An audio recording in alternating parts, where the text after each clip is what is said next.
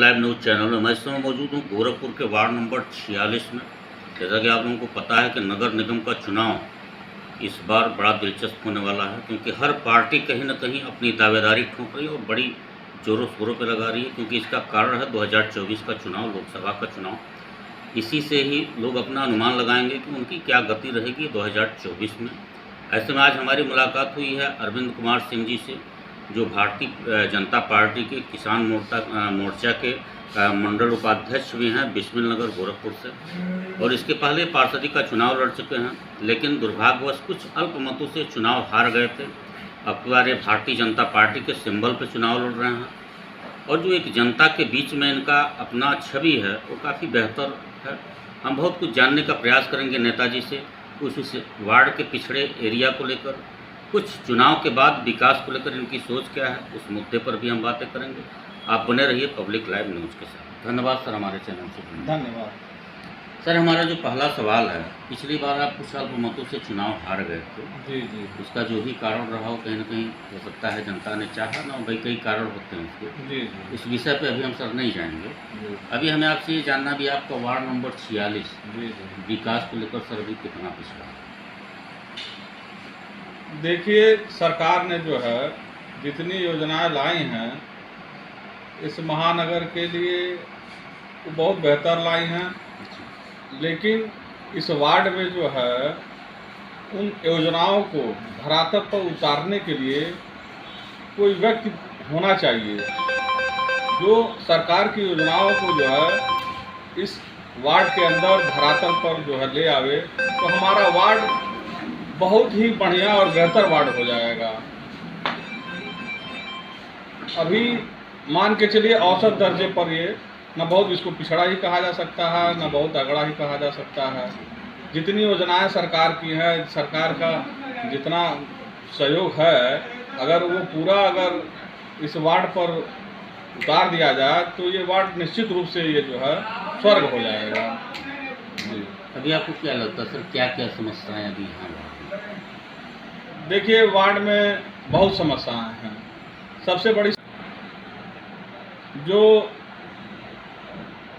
बरसात के दिनों में जो है थोड़ा सा पानी बरसने पर भी जो है पानी लग जाता है, और पानी लगने का कारण ये है कि नालियाँ साफ नहीं हैं, और कुछ नालियाँ जो छोटी नालियाँ हैं बड़ी नालियों से कनेक्ट नहीं किया गया है। तो जब उसका जल निकासी की समुचित व्यवस्था नहीं रहेगी सही, तो पानी लगना स्वाभाविक है, और पानी लगने से तमाम समस्याएं होती हैं, गंदगी, मच्छर, ये सब समस्याएं, और बच्चों को, महिलाओं को, सबको आने जाने में बहुत दिक्कत होता है। सबसे प्रमुख समस्या यही है। सरकार ने जो है हमारे वार्ड में जो है 40 सफाई कर्मचारियों की नियुक्ति की है, लेकिन क्या ये 40 जो है काम कर रहे हैं कि नहीं कर रहे हैं, ये वर्तमान जो पार्षद हैं ये उनके देख रेख में होना सुनिश्चित है। और अगर वो, मेरा मानना ये है कि अगर वो सही ढंग से अगर करते तो शायद ये जल निकासी की समस्या खत्म हो जाती। दूसरा है, कहीं कहीं जो है सड़कें जो है बनी हैं दोबारा बन गई। वही चीज़ अगर जहाँ सड़क नहीं बनी है वहाँ बना होता। पैसा तो बहुत आ रहा है नगर निगम में सरकार की तरफ से, लेकिन जो एक व्यवस्था होनी चाहिए समुचित ढंग से, वो व्यवस्था नहीं हो पा रही है। नहीं तो वाकई ये वार्ड जो है जिस हिसाब से हमारी सरकार चल रही है और काम कर रही है, जितना पैसा आ रहा है कम नहीं आ रहा है। बिल्कुल। अब बस इस पर ध्यान देने वाला व्यक्ति चाहिए कि अगर उसको सही ढंग से, जैसे एक बच्चा है, पढ़ने वाला बच्चा है, अगर उसके ऊपर ध्यान नहीं दिया जाएगा तो बच्चा बिगड़ जाएगा। तो अगर ध्यान दिया जाए तो बच्चा पढ़ने में तेज हो जाएगा। उसी तरह ये वार्ड है। कई जगह ये भी सुनने में आता है सर आपके वार्ड में जी कि सफाई कर्मी आते नहीं हैं, और आते हैं तो कुछ चुनिंदा लोगों के घर पे जाके खाली कूड़ा उठाते हैं और बाकी जगह नहीं जाते हैं। देखिए, ये तो सब लोग जानते हैं, अब हम क्या इसमें कहें। ये इस चीज़ के बारे में कि थोड़ा वार्ड में भी घूमें, कहाँ कूड़ा है। ज़्यादा कुछ करने की ज़रूरत नहीं है। बिल्कुल सही। जनता को और क्या चाहिए, एक पार्षद से क्या चाहिए, यही चाहिए, साफ सफाई चाहिए, जल निकासी की व्यवस्था सही होनी चाहिए, रोड सही होनी चाहिए, साफ सफाई और बिजली की थोड़ा व्यवस्था हो जाए, थोड़ा जो है लाइट की व्यवस्था होनी चाहिए, और कुछ नहीं चाहिए। तो ये थोड़ा देख रेख में कमी है, सक्रियता का। हाँ हाँ, बस बस सक्रियता का अभाव है थोड़ा, और निश्चित रूप से जो है ये उनको संज्ञान में लेना चाहिए। और जो है हो सकता है कि आने वाले दिनों में वो जान भी जाएं, सीख भी जाएं। नहीं, हमें लग रहा है कि उन्हें पता चल चुका है सर, क्योंकि एक वार्ड की बात नहीं, बहुत कई वार्डों में मैं गया हूँ जहाँ भारतीय जनता पार्टी के पार्षद हैं। यहाँ तक शिकायतें आई हैं कि माननीय प्रधानमंत्री जी के नाम पे जो आवास आता है उस पर भी कुछ पैसे का लोग डिमांड करते हैं। तो जनता बोलती है, खैर हमारा विषय वो नहीं है। हमारा जो अगला सवाल सर आपसे है, देखिए, अगर जी इस विषय पर जनता अगर कुछ कह रही है तो हम लोग उस चीज़ को देखेंगे कि अगर कोई पार्षद इस तरह का काम कर रहा है, हमारी सरकार की छवि को धूमिल कर रहा है, तो वो निंदनीय है, उनको नहीं करना चाहिए। और इस चीज़ को अगर संज्ञान में आएगा तो इसको हम लोग जो है रोका जाएगा और उनके ऊपर कार्रवाई भी कराई जाएगी अगर वो इस तरह का काम कर रहे हैं। लेकिन मेरे संज्ञान में अभी तक ऐसा नहीं आया है। ठीक है, मैं संज्ञान में भी आपको ला दूंगा सर। हमारा जो दूसरा सवाल है सर, अभी तो मान लीजिए चुनाव होना बाकी है, जनता तय करेगी कौन जीतेगा, कौन हारेगा, कौन पार्षद बनेगा। ये भविष्य के गर्भ में जनता तय करेगी आने वाले समय में।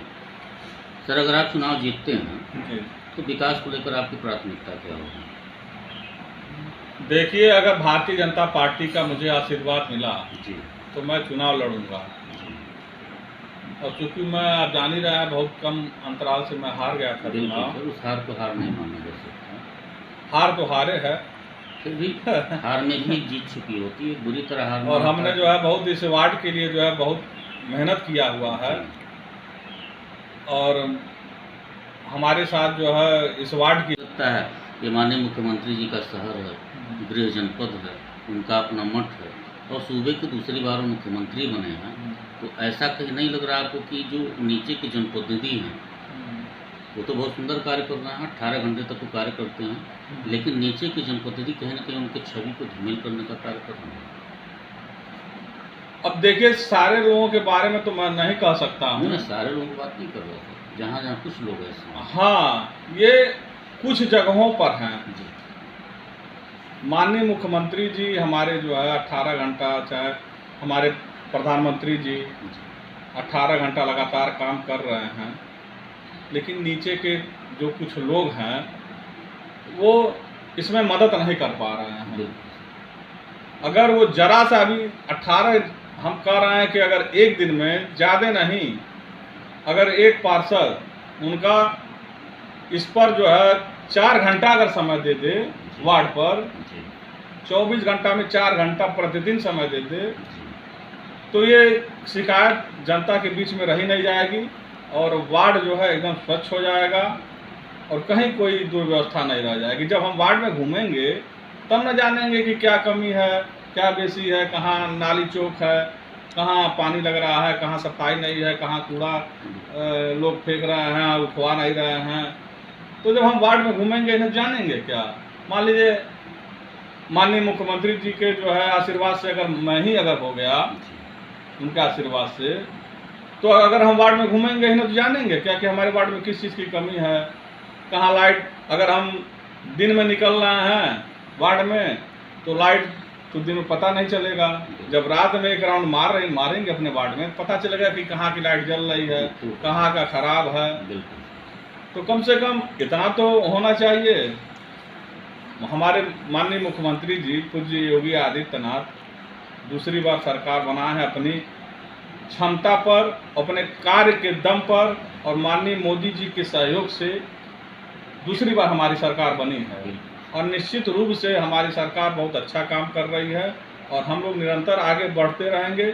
लेकिन इस वार्ड में जो है थोड़ी समस्या है इस चीज़ को कि हमारे जो है धन्यवाद सर। ये हमारे साथ थे अरविंद कुमार सिंह जी, जो वार्ड नंबर 46 से पार्षदी का चुनाव लड़ना और भारतीय जनता पार्टी के वरिष्ठ नेता भी हैं। जो उन्होंने एक बात कही, विकास की हमारी बहुत सारी बातें हुई नेता जी से, लेकिन एक बात इन्होंने जो कही है कि अगर इन्हें चांस मिलता है, पार्षद बनते हैं, तो एक रिकॉर्ड कायम करेंगे अपने वार्ड को लेकर। एक बेहतर सोच है इनकी। बाकी ये लोकतंत्र, आप लोग स्वतंत्र हैं, अपना मताधिकार कहीं भी कर सकते हैं। मेरा अधिकार नहीं कहने का आप किसे वोट दीजिए, आप लोग स्वतंत्र हैं। चिंतन करिए, मंथन करिए, उसके बाद चुनाव करिए। आप बने रहिए पब्लिक लाइव न्यूज़ के साथ। अगले जनपद के साथ जल्द मुलाकात करो।